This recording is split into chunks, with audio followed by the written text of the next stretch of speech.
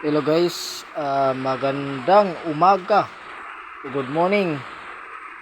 Mayroon pa ako ibabahagi sa inyo isang ngipin ng kidlat at pinakamabisa na agim at anting-anting.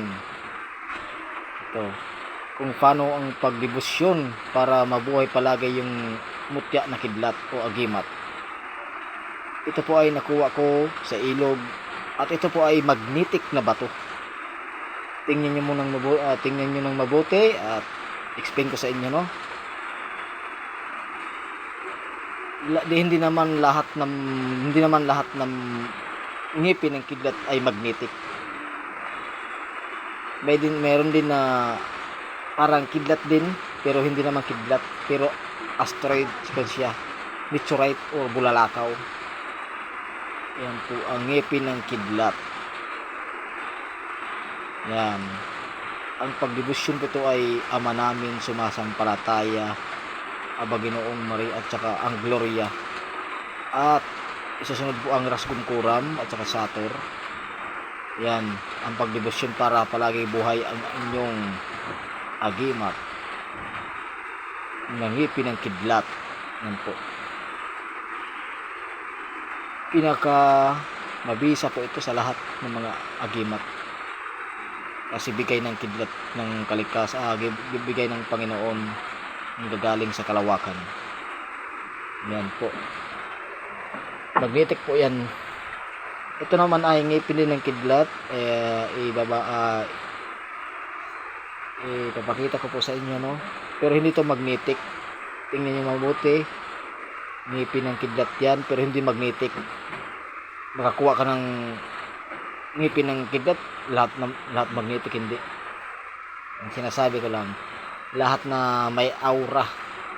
At ganunin mo yung kamay mo pag may pulso yan sa gitna, ibig sabihin may power. Pag wala, hindi nagpo-pulso, ibig sabihin walang power. Hindi naman lahat na magnetic kaagad kidlat na. Huwag kayong mahusga ng ganyan. Kung sino dyan ang tingira dyan. At ito ay mabisa sa panggagamot o mabisa sa depensa sa katawan kung isa kang manggagamot o albularyo. Sabihin ko lang sa inyo, ang mutya ay makakita ka ng mga bato na magagandang bato, tapos kinuha mo agad, maganda, kinuha mo. Pero pag pag walang aura, hindi pumulsa sa gitna ng ginanon mo, pag hindi magpulso, ibig sabihin walang power. Kahit maganda yan na bato. Pero pag ginanon mo ang isang mutya na bato na galing sa ilog, pag pumulsa siya, pumitik siya, ibig sabihin may power. Yan po i-share ko sa inyo. Yan. Ngipin ng kidlat. Marami pa ako nakuha ng ngipin ng kidlat. I-explain ko naman sa inyo ang paano paggamit sa kahoy naging bato. Ito po, nakuha ko po ito ay kahoy na naging bato. Ito. Sa matagal na panahon naging kahoy siya, naging bato siya. Kahoy siya. Di ba yung iba nababad sa tubig, kailangan wala na. Paano yan naging bato? Yan ang ating pagbasihan. Ito ay sabi-sabi ng mga antingero, mabisa daw ito, pero hindi ko pa ito nasubukan. Mabisa daw ito sa kulam, palipad hangin. Pero bihira ka daw makahanap ng ganito, ng bato na kahoy naging bato. Sa akin lang yung iba yung explain ng mga ganggamot sa kahoy naging bato. Ito po ay sa tagal na panahon, 100 years. Ito ay walang kamatayan na kahoy. Hindi na kahit nababad sa tubig.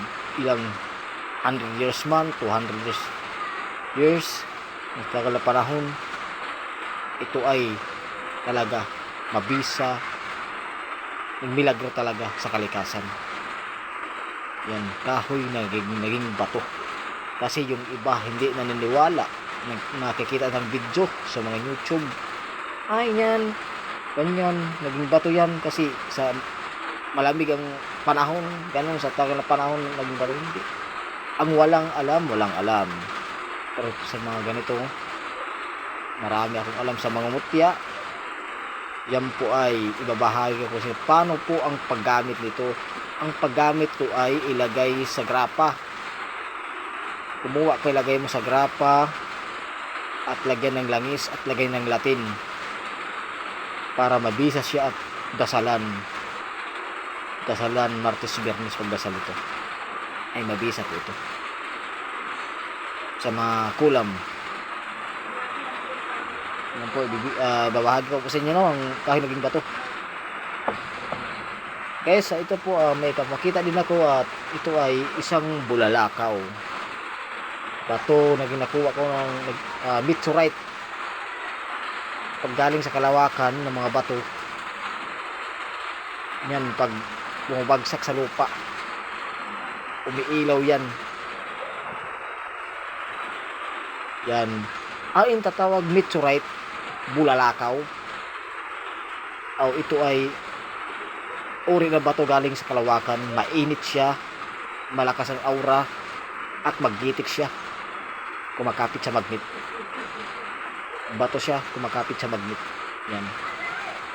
Tapos ang yung sulit din yung pagkabato, sulit, mabigat, kahit maliit, mabigat. Yan ang meteorite, bulalakaw. Mabisa to. Subok na ito. Mabisa to sa mga labanan, aura sa mga pangkulam, pambalisong. Kasi walang alam kasi marami akong alam sa mga parte sa kalikasan. Kumukuha ako ng mga mutya. Pag walang pulso, kanunin mo ang isang uri na bato na walang pulso, ibig sabihin walang power.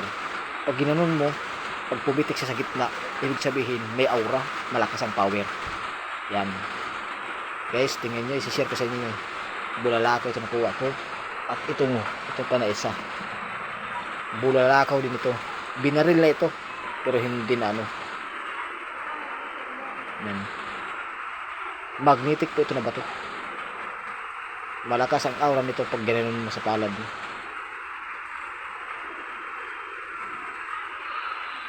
Pumupulso siya. Pumupulso sa gitna. Yan ang may aura. Yan ang paghunting ng mutya. Kailangan paghunting ng mutya, ganunin mo muna. Huwag mong kuha ka na lang. Ay, maganda yung mutya yun. Hindi, pulsuhin mo kung mayroong aura, kung may power. Bulalakaw at saka ito. Sa bulalakaw din ito yan. Sa bulalakaw din yan, magnetic din yan. Iba ng mga kulay na bato. Sa bulalakaw din yan. Baga niya, proteksyon sa katawan. Kung maniniwala lang, pag mayroong ganito, talaga maniniwala ka. Kasi maramdaman mo sa katawan mo yan kung nag-iinto hindi. Sa bulalakaw yan. Ito sa bulalakaw din ito. Ito, yan. Sa bulalakaw din yan. Meteorite na, tinatawag meteorite. Yan, magnetic na bato yan. Binaril yan po yan. Binaril yan. Yung tama Yan. Magnetic din yan. Makapit yan, magnet yan. Ito naman ipapakita ko sa inyo kung ano, kayo maghusga na kung ano itong mutya na ito. Yan. Ano bato na yan, kung ano ito. Ito hindi ko i-explain kung ano ito. Kasi nakuha ko lang ito. Anong paggamit ito. Hindi po sinasabi sa akin sa panaginip. Pero hindi yan magnetic. Mabigat lang yan. Solid na bato. Yan. Ito maganda to. Nakuha ko. Maganda na bato. Walang alam kung ano ito. Alam itong mutya na ito. Ano, guhit siya share ko sa inyo. Hindi na naniwala para maniwala. Hindi, nakuha ko din ito. Tingnan nyo mabuti Maraming kumikislap siya sa labas parang diamante. Yan. Kumikislap siya. Mutya siguro ito ng mga diwata binigay sa akin. Yan. Dalawa po ito. Tingnan nyo po umiilaw siya. Kumikinang siya Yan tingnan nyo kumikinang. Dala po ito nakuha ko. Ito pa yung isa. Kumikinang din yan.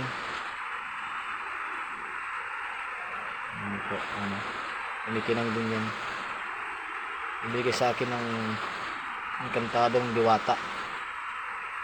Ito din ay bulalakaw din ito. Nakuha ko. Magnetic. Nagmamagnet po ito. Mga bato. At saka po ito, bulalakaw din ito. Ang mga bulalakaw po yan. Magnetic.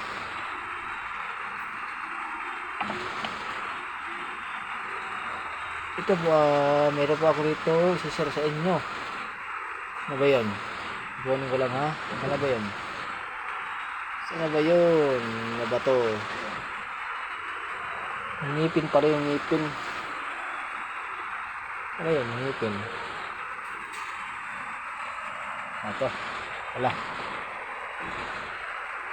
Pag isishare ko sa inyo, kung kayo na lang maghusga mga guys, mga kantingira, kung ano po ito na mutya, parang ngipin, malaking ngipin. Yan. O sinauna ba ng mga tao, ng mga higante? Sinaunang tao. Tingnan nyo. Ngipin yan. Ngipin. Mutya. Siguro mutya ng higante ito. Ngipin ng higante. Siguro higante na namatay na noong panahon. Tapos naging bato sa inyong ngipin niya. Malaki oh. Ito po ay mga mutya. Binabad ko po sa tubig. Marami po yan. At ito ipapakita ko sa inyo kung ano ito. Explain ko sa inyo. Meteorite din ito. Matigas na bato. Meteorite. Tinatawag bulalakaw din. Marami ako na bulalakaw. Kasi siya, hindi siya magnetic. Hindi naman lahat ng bulalakaw magnetic eh. Yan. Bulalakaw din yan. Pakita ko lang sa inyo. Para kung sino mag-interesado, kuha sa akin dito ng mga agimat, mutya. Yan. Ito naman ay yan ang kidlat po ito. Ngipin ng kidlat. Yan. Ngipin ng kidlat yan. Kuha ko din dito.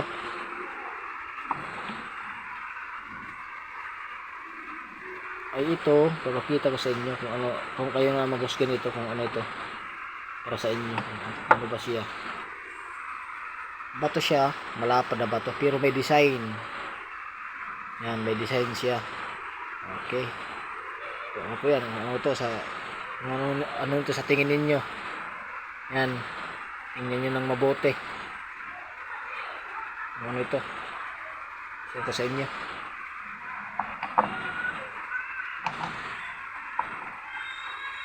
Ito ay mutya ng engkanto binigay sa akin. Nag-iilaw din yun, no? Parang may diamante din yun, no? Yan. Mutya ng Diwata. Isa-isahin ko na lang. Yung iba hindi ko lang may share sa inyo.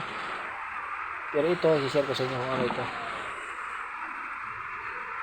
Hindi ko pwede explain na kung ano ito kasi nakuha ko din ito. Kung ano ito na bato. Sabi ng mga antingero, hindi naman tayo nagmamasama sa mga antingero-antingera. Lahat tayo ay kumukuha ng mutya. Pero yung kaso, pulsuhin ninyo ang mutya. Pumulso sa palad ninyo, at kinunin ninyo, pag hindi pumulso yan, ibig sabihin, walang aura, walang power. Para pumulso yan, ibig sabihin may power. Kunin nyo. Okay, basta-basta kumukuha ng mga mutya na hindi naman pumupulso. Yan, ganyan. Maganda, mutya. Pulso ninyo. Lahat na ba ito magaganda, pero walang pulso, walang aura yan, walang power. Pero may pulso, may power yan.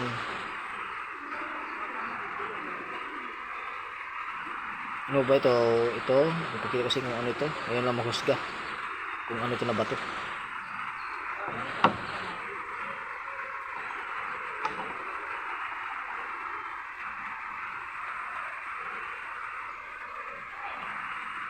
Ito, bato na Red na ba to? Kung ano ito, paggamit ito. Pakita ko lang sa inyo ha. Hindi lahat i-share ko, hindi naman lahat i-explain ko kung anong paggamit. Hindi naman ako na ang tingiro. Papakita ko lang, kayo na lang maghusga kung anong paggamit ito.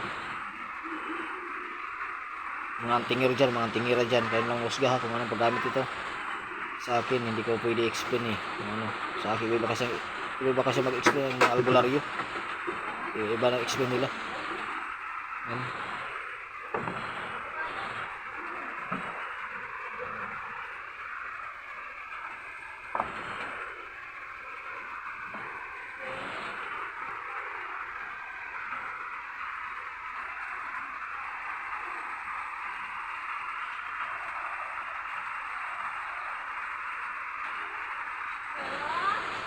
Ito, papakita ko po ito sa inyo. Kung ano po ito, sa inyo lang ha. Kung ano po ito, paggamit nito. Pero hindi ko po kaya explain kasi ako lang nakaalam ito. Ayan.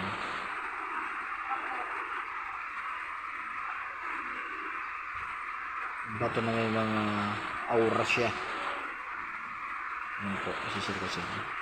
At hindi ko po patagalin, magandang umaga sa mga tingir dyan sa Luzon, Visayas at Mindanao. God bless po sa lahat.